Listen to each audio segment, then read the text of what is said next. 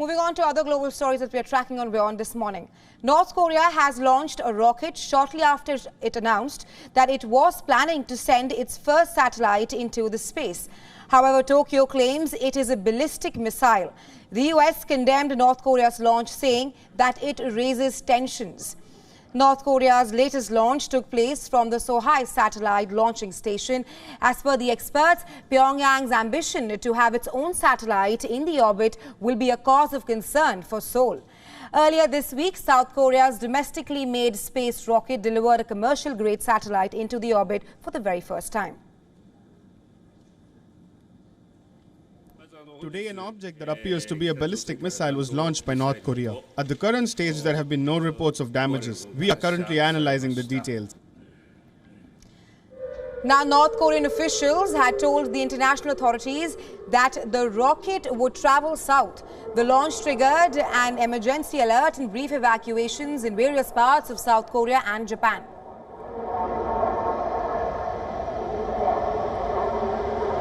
However, North Korean officials on Wednesday said that the launch ended in a failure after the rocket's second stage malfunctioned. Pyongyang reported that the new Cholema-1 satellite launch rocket failed due to instability in the engine and the fuel system. It said there were abnormal start of the two-stage engine after stage 1 separation. Meanwhile, South Korea military said it is locating and salvaging a suspected part of the North Korean spy satellite that crashed into the sea. This after North Korea's announcement that it would launch a satellite. Japan put its ballistic missiles on an alert, stating that it would shoot down any projectile that threatens its territory. これまでの度重なるミサイル発射も含め、一連の北朝鮮の行動は、我が国、地域及び国際社会の平和と安全を脅かすものです。また、このような弾道ミサイル発射は、関連する安保理決議に違反するものであり、我が国としては北朝鮮に対して厳重に抗議し、強く非難しました。This is North Korea's sixth attempt to launch a satellite and the first one since 2016.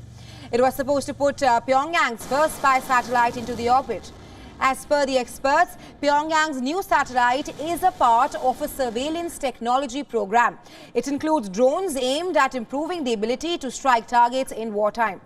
Now, after a brief thaw in the relations between the three countries, tensions in the Korean Peninsula seem to be simmering yet again, since this is North Korea's latest step in a series of missile launches and weapons tests since January 2023.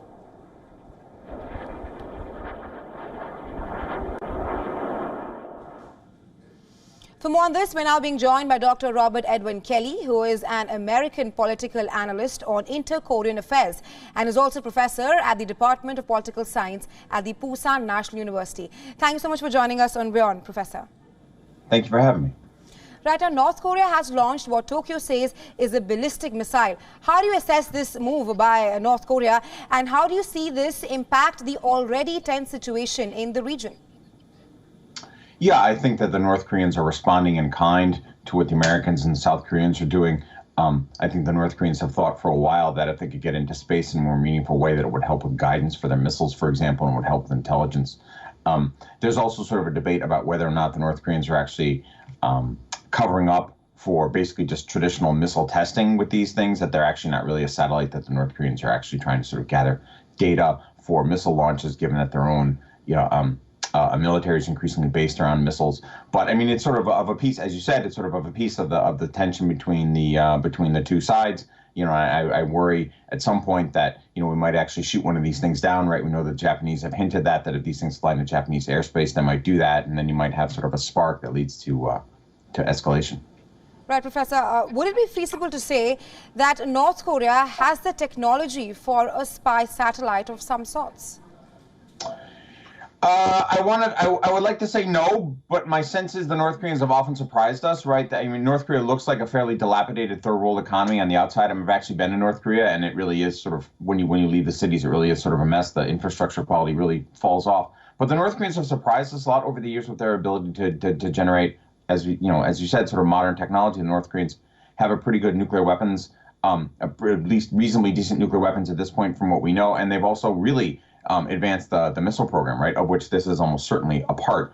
And so my sense is, yeah, actually the North Koreans probably have developed the technology or they bought it.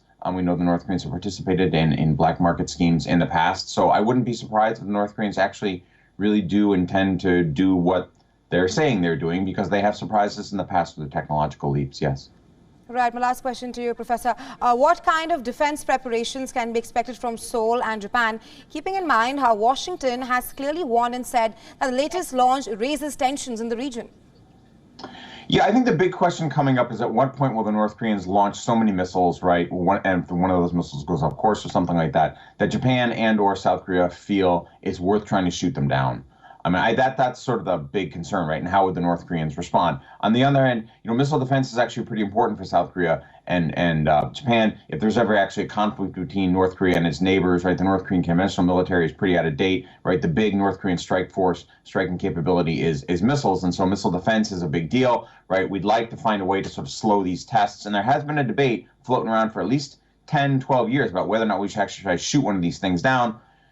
Would missile defense work? How would the North Koreans respond? But I think at some point that's probably going to happen. I mean, the North Korean missile testing is now so regular that I would assume at some point they're going to scare Japan and or South Korea enough that she'll get a response. Thank you so much for joining us, WION, Professor, and sharing your insights with us on this. Thanks very much. Thank you for having me.